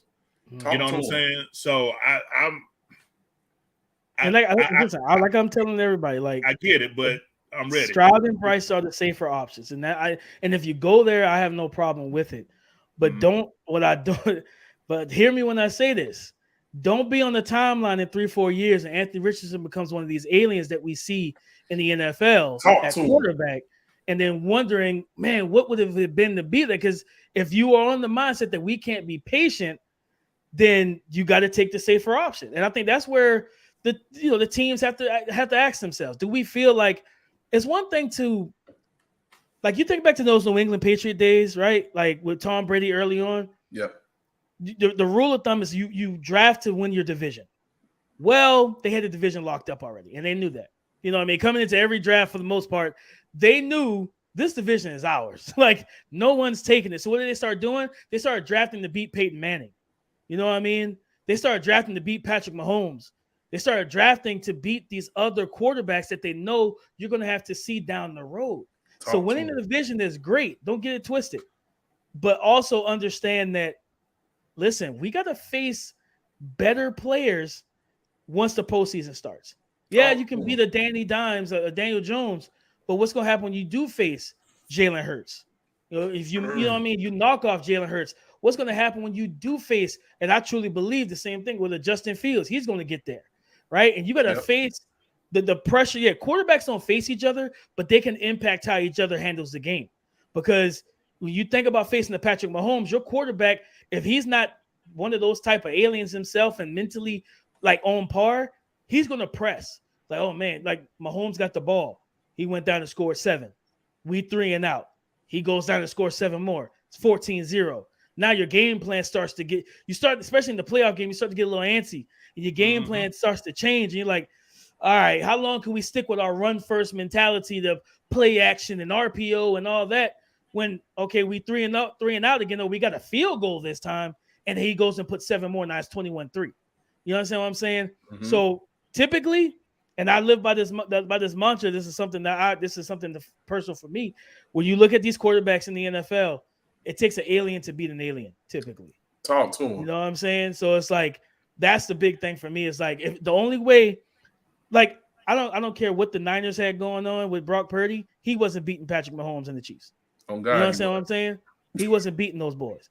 You feel me? Because there's only so much that an average type of talent can do for your team on the biggest moments. So, like, this regardless of who gets drafted here, I think the coaching staff is so much knowledge, so much experience, you know, called, like, to think about Frank Reich, Josh McCown, and Jim Caldwell in the quarterback room with a young mind. And I see the comment about Jamarcus Russell. Jamarcus Russell was Thomas Brown too. Like, you know what I mean? That's a different type of situation, because Jamarcus Russell as a kid coming in compared to Anthony Richardson as a kid coming in, character-wise, mental, like, no, that's Anthony Richardson, and that's not even a debate, right?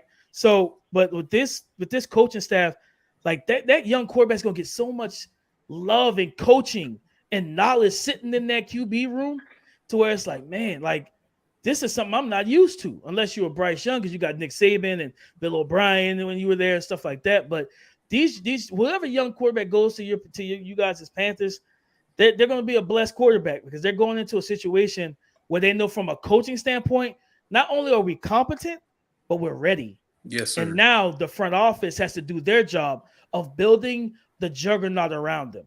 You know what I mean? And do I believe that Bryce or CJ are, because we use the term trucks or trailers, do I believe either one of them are a truck?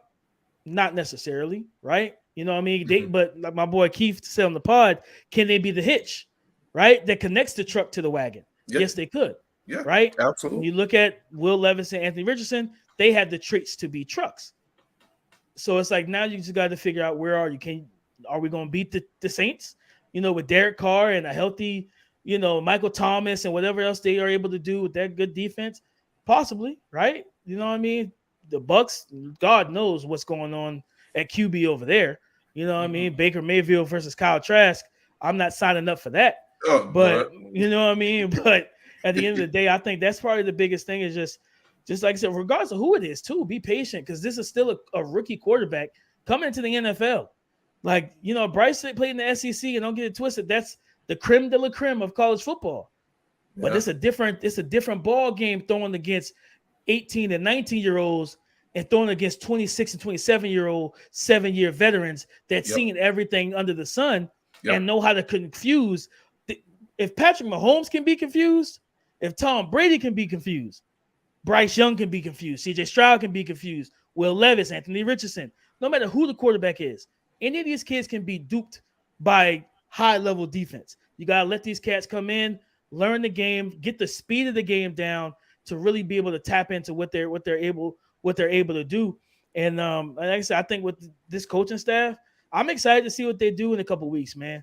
I'll be in Kansas City, you know what I mean? You know, working in our war room and all the different stuff we got going on with TDN. But I can't wait to see what, because right now you guys hold the pulse of the draft. Yes, sir. Once that pick is in, now it's like, okay, the real draft starts now. Like, what's Houston gonna do at 2? What's Arizona, is Tennessee gonna come up and come for a quarterback and give up on Malik Willis? Like, we know it's so many storylines to this thing, man. And I love drafts like this, guys. Like, keep it a buck. This is where I'm in my bag the most because there's no echo chamber. You know what I mean? I don't want to be a part of that. I don't want to be a part of the echo chamber. I like to see the talents that are among me. You know what I mean? Whether it's on Twitter, ESPN, wherever. I want to see the different thought processes and takes, man, because at the end of the day, when it's a Trevor Lawrence is at 1, we all know that, right? Yeah. You know what I'm saying? So it's like, I don't really got to scout Trevor. I know he's going number 1 overall. He's been number 1 since he's been a freshman in high school. You know what I mean? But like in these type of drafts where there's no, even last year, there were leaks of Malik going to the Lions, and then here comes draft night. Trayvon Walker goes 1 overall instead of Aiden Hutchinson. Like, guys, understand something. There is, no matter what has been said or leaked, nothing is for certain until the draft card is put in the commissioner's hands. So it's going to be a lot of fun. It's going to be a lot of fun these next couple of weeks. I still got cross checks to get through and everything like that. Big boards to build, my own personal big boards and stuff like that. But yeah, it's a lot, you know what I mean? And this is what I do every day on the Locked On NFL Draft podcast. I do this stuff every day with my dog, Keith Sanchez, man. So it's a fun time. It's a fun time. I'm gonna say this since we're talking AR, and then we're gonna go because I know, salute the Dame time and give him his time and all that. Y'all better listen to when the guru talk. Y'all better listen. That's all I'm saying. If you draft AR, right, this is my mindset of it. Sure, like GMs, head coaches get fired in this league for being average. Like, you can be average for like 3 years and then you done. Facts. If you draft AR, worst case scenario, the normal thing happens. You're gone in 3 years. You average, doesn't nobody go nowhere. If you hit on AR, and I think, in my opinion, because of the tools and the improvement through the season, he's likely to hit. If you hit, you never need another job in your life. Which one of y'all in this chat? I'm turning my. Which one of y'all in this chat down here? would not take that deal, like today, you could quit your job and be set for the rest of your life, or you just retire and 401k. When you're 70 years old, you trying to walk around Keiko and you can't because your knees hurt. Which one of y'all not taking that deal? Because I know I am. I'm swinging. No, you're right. I mean that's the beauty of this whole situation, man. Like, you know what I'm saying? Like, understanding that A-Rich is the ultimate lottery ticket. You know what I mean? In terms of he has everything you can't teach. Every single thing you can't teach: size, athleticism, strength, arm talent. Like, he's got velocity and he's got range, and that's what's always so different about, like, understanding the arm talent discussion is that it's not just can you throw hard, but can you push the ball downfield as well. There are some quarterbacks that can throw a good zip. They can get the hip torqued and load that back foot, and they can fire it into a short to intermediate range, right? But it's different when it's like, okay, you got to, for my gun enthusiasts, like, you got a 9mm, right? Like, you can hit that target that's a certain distance away, right? Yep. But if you got that sniper, you got a scope that you can hit from as far as you need, right? Because you can zoom in, you can shoot from a further distance where they can't see you. It's about the Army, Call of Duty, and all that stuff, Fortnite and all that. You know what I mean? So it's like, I think that's the key. Is like, he not only does he have the elite velocity, but he's got the elite distance as a thrower and passer as well. So again, like, whoever drafts this kid, they just have to be patient in terms of just understanding that at the end of the day, do right by him. We literally watched the Philadelphia Eagles do right by Jalen Hurts. Walked into last year's draft with Devonta Smith as their wide receiver 1, Dallas Goedert, right? And understand, like, man, we got a good offense here. But if Tennessee wants to be dumb enough to trade their best player, yes, sir, we'll take it. Here's a first round pick. Here's a first round pick. Give me AJ Brown. Now I got 1A, 1B, and I got a tight end, and we can run the ball with a great offensive line. And now my quarterback in Jalen Hurts, he gives you nothing but problems. Because if you play man-to-man, he's going to hurt you with his legs. If you play zone, I got the type of guys that I can absolutely dot you up with. Big swole Batman, the Slim Reaper. I got me a tight end that can find spots in zone at any moment. And I got a running back that's capable of knocking off 50, 60-yard runs if you give him an alley, right? Yes, so sir. That's the main thing, is like, whoever drafts AR, be patient and then give them weapons. Plus, we saw what it did for Tua. When Tua's healthy, he was out there cooking. You know what I'm saying? He was out there cooking with Jalen Waddle and Tyreek Hill. And that's the same thing for Bryce Young, for CJ Stroud. Whoever you draft at quarterback, Carolina, just prioritize weapons. Make sure of that. Because at the end of the day, you don't want these young kids trying to play hero ball. Like what I always say, I don't want my quarterback trying to be Russell Westbrook. Yep. I don't. Facts. You know what I mean? Don't give me hero ball. I don't need that. What I need you to be is a CP3, right? But can you be a CP3 with a little bit of Steph? Yep. Where you could, you know what I mean? Like, where you could take over games. And that's the thing. Give me a bucket or two. Give me a bucket. When I need that bucket, give me a bucket. And everybody's not capable of doing that. Yeah. So it's like, that's always something that I always like pay attention to. So yeah, whoever gets AR, be patient. Be patient with all these quarterbacks, but especially with AR. He's 20 years old, man. This is a kid. This is a kid that's still learning the game, and it's going to be scary if you allow him to develop and he hits what he could be, because that's going to be one of them dudes that your defensive coordinator is sitting up at night trying to figure out before game day at 1 o'clock. All right, how do we stop this kid? How do we play? Is he wants to win from the pocket? Can we cage him in? Yeah, that's fine. You can cage him. If he wins from the pocket, either way, you're beat. So it's like you gotta. It's gonna be fun, man. It's watching these guys grow over the next couple of years. I'm gonna have a lot of fun with. His mama call him Clay. I'm gonna call him Clay. Oh, damn. Yo, hey Dame, have you checked out the difference with the off-season schedule that came out last week? No, I ain't checked it out yet. Well, today's April 3rd. Starting a week from today, next Monday, April 10th, is the first day players can come back. And then something new that I never knew happened before, right before the draft, they have a voluntary mini camp April 25th through the 27th for the Panthers. So that's that Tuesday, Wednesday, and Thursday, because the draft, of course, is on the 27th. So That's something new I never heard of before. And then, of course, the typical 8 OTAs from May 23rd to June 8th. And then the last one, the mandatory minicamp, June 13th to the 15th, 6 weeks off before they report to Walford. But, man, I'm just 24 days in a wake up. You know what I'm saying? We start this process, man. I know you say you're gonna be in Kansas City, right? Oh yeah, I'll be down. I'll be up in Kansas City for the draft, for sure, man. I'm looking forward to it. Finishing everything up. I have, like I said, big boards dropping more than likely that week for sure. My final big boards after cross checking and positional rankings and everything like that. So it's gonna be a lot of fun. And we got Carl Van here. He's a comedian, a little bit of troll, but he has football knowledge. He says, you may have just sold me on AR-15. And just for the record, I didn't know if you knew this either, Dame. Anthony Richardson came out and said he prefers people not to refer to him as that because he said it represents violence, the shooting. So he prefers Anthony Richardson, A-Rich or whatever, but the AR-15, kind of nipped that in the bud. But you say you think you may have sold him on, never thought that would happen because for real, because Dan Orlowski, I posted on my Twitter. Dame, I didn't know if you saw it, but Dan Orlowski came out, went to bat for Anthony Richardson. Oh, Dan's my guy. I got nothing but love for Dan. Dan's one of the best in the game. First off, when Dan speaks about quarterbacks, I listen. That's one of the goats and gurus in terms of breaking down, what he does, man. Like that's one of those dudes.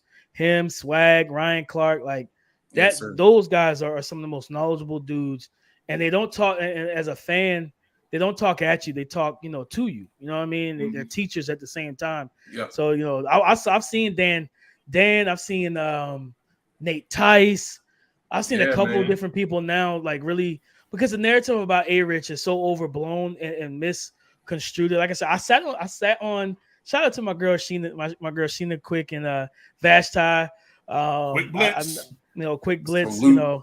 Those my girls, man. Some of the dopest women, not just black women, but women in this business, man.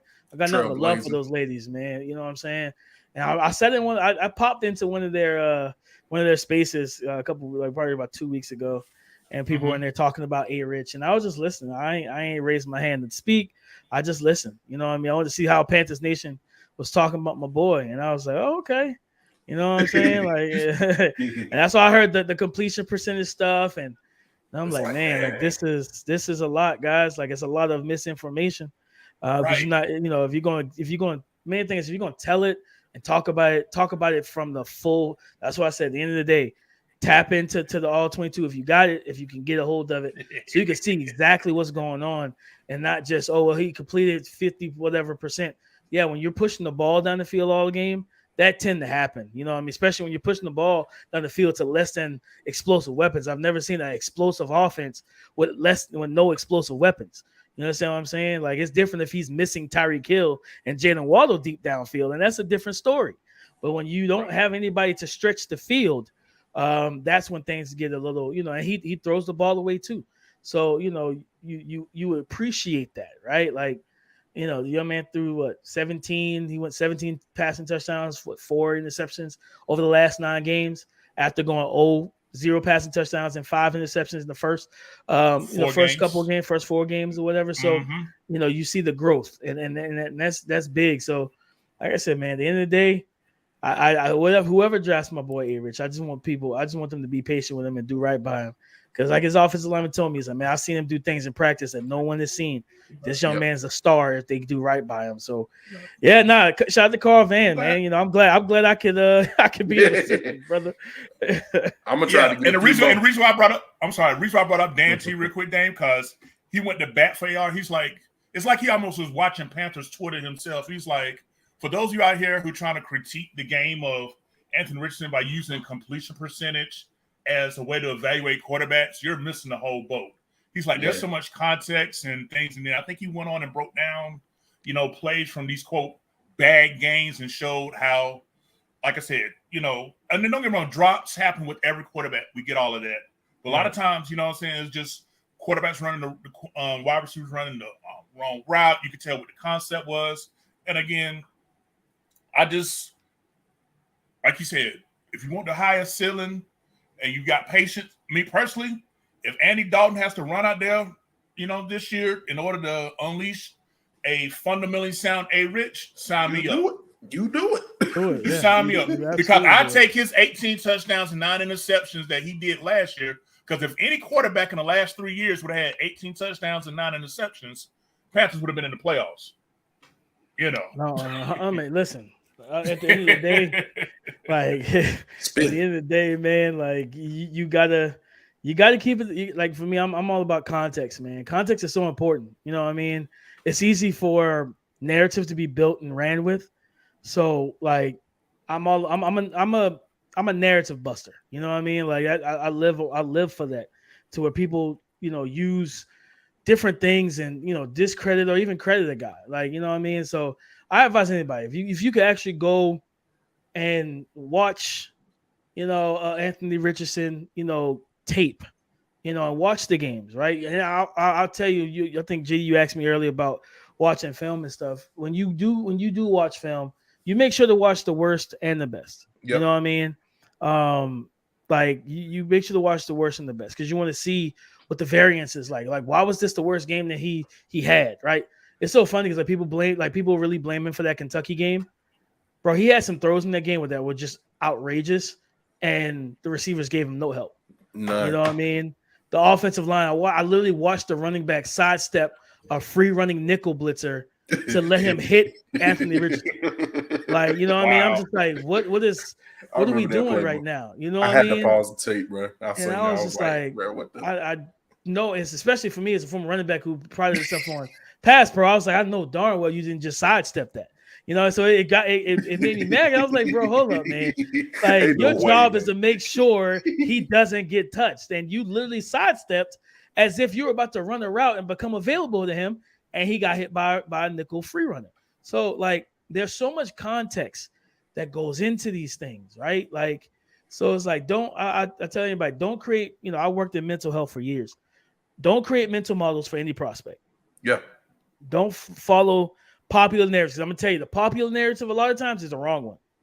You know what I mean? Like the narrative that nobody's willing to buck the system on, that's typically not the side of history you want to be on. You understand what I'm saying? You want to be able to do your research for yourself. So at the end of the day, you as a fan are making an informed decision. And I think that's probably one of the biggest pieces of advice I can give anybody, man. You want to make informed decisions. Now, granted, yes, people like myself, Dan Orlovsky, Dane Brugler, Keith Sanchez, all of us who get paid to do what we do, yes, we are a point of reference. But if you understand the game, study it yourself. If you don't understand the game, pull up. Somebody typically has a film session or some clips breaking down the prospect and talking about the prospect that you can get some information from. But do not create mental models, especially off of the big popular narrative, because the popular narrative was A-Rich was that he was inaccurate. Yep. That he couldn't hit the side of a barn and so forth and so on. And I watched the games live. I even watched that Kentucky game live, and I was let down by my guy. And then I went back and watched the All 22 I got access to, and I'm like, wait a minute. Yep. Okay, so this was not as bad as I thought it was on live television. Right. You know what I'm saying? So it's like, all right, I'm good. You know what I mean? I'll tell you right now, like for me, yes, QB1 in terms of you're talking about the term pro ready. Mm-hmm. Watch those words as well. Those are buzzwords. Pro ready. He's ready. He can step in and be a day one starter. I say this, and I'll leave it here. And so this is what I tell prospects too when I talk to them. I don't really care about the first impression. You know what I mean? Mm-hmm. Being a day one starter doesn't really matter to me. Facts. Because I've seen a lot of day one starters go on to flame out of the league in 5 years. Yep. Your first impression, you want to set a good first impression, but you want to leave a lasting one. Yep. So I'd rather you start slow and reach Hall of Fame and lead us to 3 titles than start day one and we miss the playoffs for 4 straight years. Talk to him. That's just the way I look at things. First impressions are cool. Lasting impressions are better, because nobody's thinking about, well, when I first met you, you were, you struggled a lot. No one talks about, when we talk about Tom Brady, we talk about the seven championships that man got. Not that he was a game manager to start his time out in New England. We don't talk about that, because the beginning don't really matter unless you're doing the 30 for 30. So it's like that means absolutely nothing to this process. You know what I'm saying? So that's the big thing. At the end of the day, do what's best for your team and just make the informed decision. When the Panthers walk out of that war room, when the draft is over, and you pull that number one pick off your board and you look at it, you want to feel vindicated. We got the right guy. Don't pull that card off if you're going to feel maybe we should go with somebody else. Yeah. Talk to him. We an hour and 40 deep. Wow, really? We came into this month with 30. We was like 30 minutes, and then we gonna let brother bounce. But let them know. Yeah, I'm sorry. The fans been sticking with it, so yeah, I appreciate y'all. Dane, let them know where to follow you and some of what you be getting into this draft season. You know, draft night, how they can interact and all that good stuff. Oh, for sure. Of course, on Twitter, DP_NFL. Shoot me a follow. Tap in with your boy. I got a lot of content. I talk about prospects a lot. It's slowed down a little bit because I've been so tapped into cross checks and stuff. But Twitter, DP_NFL. YouTube. Definitely go to the Locked On NFL Draft podcast. I'm one of the co-hosts that run that show. Go and subscribe, hit the bell notification. Also, if you know not much of a YouTube guy, but you or gal, whatever, person, you want to actually just listen to it because you're in the car, you're working out, whatever you're doing. Just Apple Podcasts, Spotify, Stitcher, all of it. Just type in Locked On NFL Draft podcast, and you will be able to find the podcast there as well. And of course, the draftnetwork.com. Scouting reports, all that good stuff. We plan on trying to do some lives and talk prospects and different things like that as well. So, yeah, that's where you can find me, guys. I'm here 24/7, 365. All right, and then we appreciate you, man. We definitely want to extend you an open invite anytime that you want to come back, chop it up with us. If you. Hey, I'll be back after the draft, man. Let's see what y'all do with them picks. Okay, you was reading my mind. You know what I'm saying? Sir. I was thinking post-draft, you know what I'm saying? I was thinking pre-training camp. Like, I'm already, like, how many times can we bring Dame back? You know what I'm saying? When you don't get sick of us. You know what I'm saying? Listen, man, at the end of the day, real quick, I see Fleetwood's comment. Fleetwood 704, give me Peyton over Cam. Hey, listen, I hear you, big dog. And I love Peyton, you know what I'm saying? But you give no, that's not how the game plays. I mean, yeah, you play from the neck up, but you got to have more to it than that. You feel me? So you put Peyton with Ted Ginn, who's dropped like 20 passes while he was trying to get himself together early in Carolina. Things look a little different when you got Edgerrin James and all those, Reggie Wayne, Marvin Harrison. I love Peyton, but remember, Peyton also threw almost 25 interceptions, like his third year in the league. So 28. Again, correct. So that's what we always talk about when I said patience. Understand, Peyton wasn't Peyton until he became Peyton. Tom wasn't Tom until he became Tom. So give guys a chance to develop mentally. You know what I'm saying? Because you can learn football. You can't learn to be as strong or as fast or be as toolsy, as gifted. What God has given somebody, like physically, you allow them to then build this part of the game. So I wanted to shout out his comment because I saw him. I wanted to know that he was there, that we see it. You know what I'm saying? Don't understand that you can't. The game is, for example, if you go back a couple years ago and we'll listen to Patrick Mahomes on The Shop, I think it was, he said, and this was after the Super Bowl, after the 50 touchdown MVP season, after the Super Bowl, he said, I'm still learning to read defenses post-snap. That was the scariest statement I've ever heard in my life because this young man came in and tore the league up and he wasn't reading post-snap. That lets you know that you can be a genius, okay? You can be as smart and read everything. Kellen Moore was like that. What is he right now? An offensive coordinator, not an NFL quarterback. So you need to have not just the brain, you need to have the physical tools as well, Fleetwood. So I just wanted to holler at you on that. Yeah, and real quickly again, because I know we gotta get you just one last, because this brought up a point. Can you? I know you say you a myth buster. Can you bust this myth that quarterbacks who are superior athletically gifted, it's kind of still put out that they're not the most quote cerebral? Because this comment right here, brain over brawn, whether it was intent to put it out that way, because we keep it real informant. When it's a black athletic gifted quarterback, they either want to change our position, like they wanted Lamar Jackson to be wide receiver. It was low expectation for Jalen Hurts.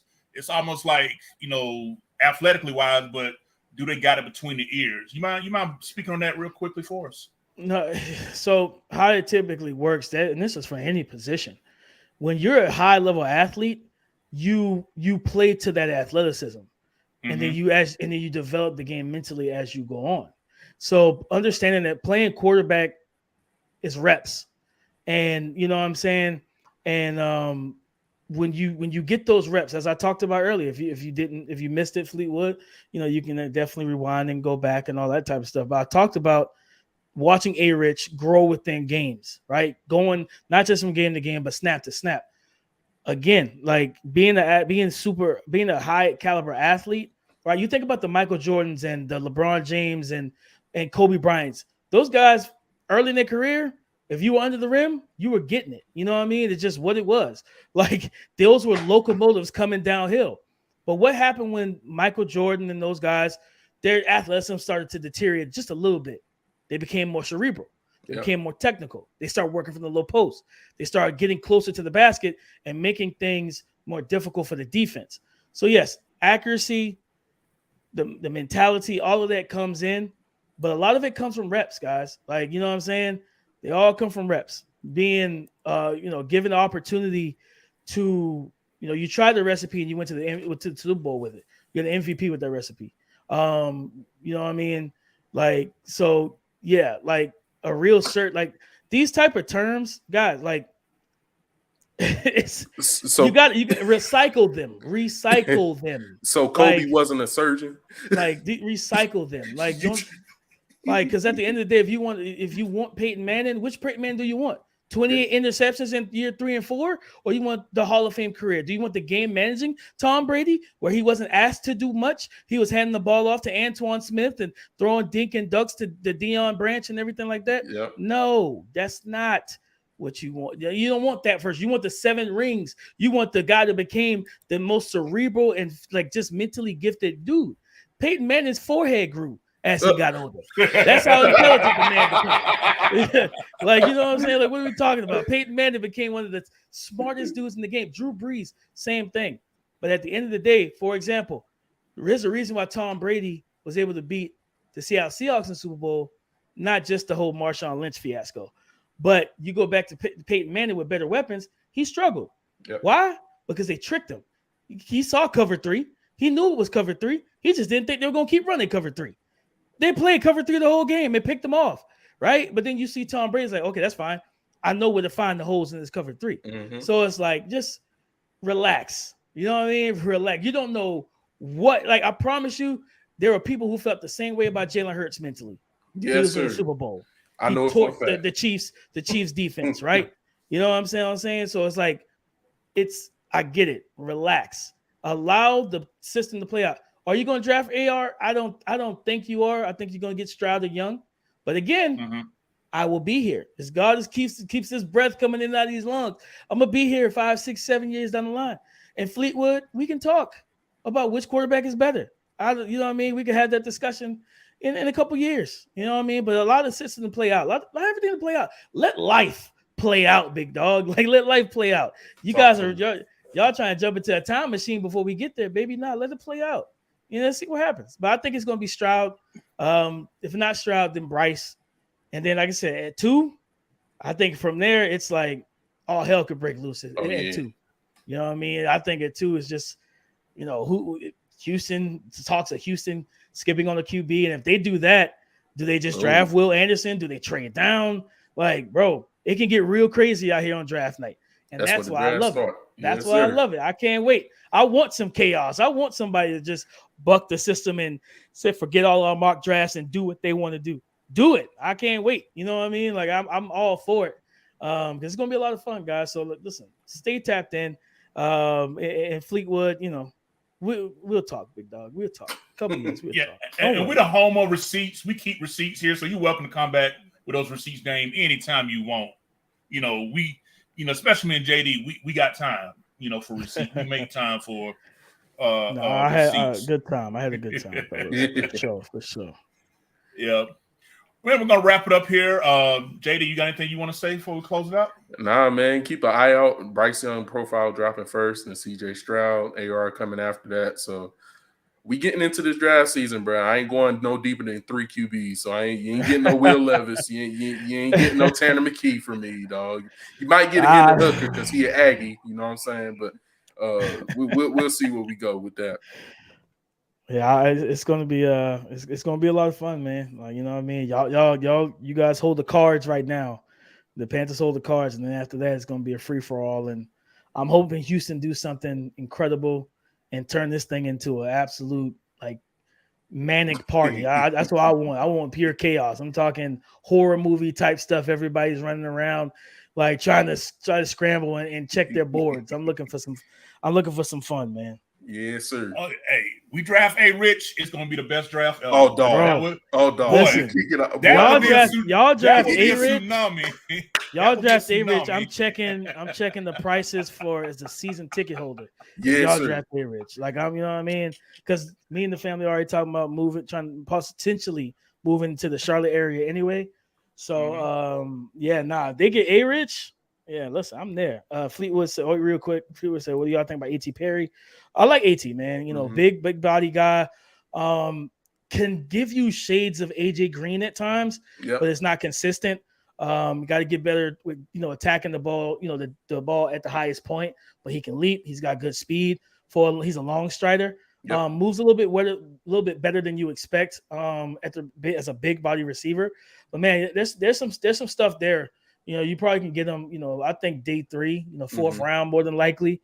Maybe it just depends. Some team might snatch him up in the 3rd, but 4th round, you could probably get him and really kind of devise a plan for him early on to see what he could become as the years go by.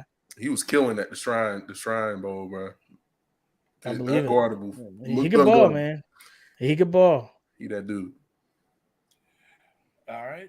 Well, listen again. Damian, again, thank you so much for making time on your busy schedule and staying well beyond the original plan, 30 minutes with us. We appreciate it, man. We had fun. Sure. Our fans had fun. They've been in the comments since we got started.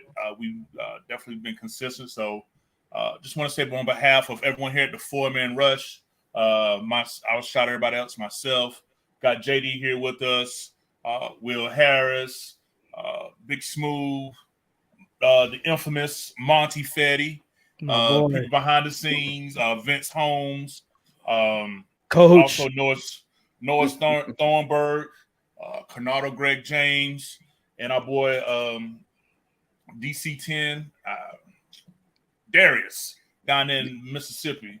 Darian down in Mississippi. Yes, I want to shout them all out. You know what I'm saying? Appreciate you guys. Come check us out on our platforms. Again, we're going to start putting out this content. Going to put it on our website. I put it in the comments here. Go to www.the4manrush.com. I definitely post when we're officially back posting our content there. Life got busy for all of us. We haven't been active on it like we should be, but we're going to get that crump back up here soon. JD got some stuff he's already got lined up, so we're going to get that situated. Again, Dane, thank you for making time with us. We'll catch you out there in Twitter world and other social media networks. You guys make sure you follow Dame. If you enjoyed him today, make sure you follow him, support him, support the Draft Network. You got articles in the Draft Network too? Yeah. I mostly do. I got scouting reports. A lot of the stuff they have me do is mostly video. A lot of stuff on Twitter, IG, YouTube. Stuff like that. So definitely stay tuned, stay tapped in. I try to post everything that we do. All right, great. All right, well again, and be tuned in tomorrow night. You too, if you got time, Dane. Tomorrow night joining us on the 4-Man Rush, and JD, if you're available, won't you come back too? We're gonna have on Mike K of the Observer. He's gonna be coming on with us at around 8:00 tomorrow evening, and like he said, he's gonna have some significant news to share with us. He just left it at that, so I'm just sharing it with you guys. So definitely make time to put the 4-Man Rush at 8:00 tomorrow night down on your schedule if you can. All right. For sure. All right. Well, again, thank you guys so much. Thank you all for tuning in. Appreciate you guys. Even if we don't agree with you, it's all love because at the end of the day, we all want a day off in February for a parade at 300 Mint Street, Charlotte, North Carolina. That's the end Yeah, I'll game be right there. there. I'll be there. That's the end game right there, for real. All right. Well, again, this is Kevin Avery, a.k.a. Country Kev for the 4-Man Rush, along with JD. And again, our special guest, Damian Parson of the Draft Network. Thank you all so much. Y'all keep pounding, and what a rush.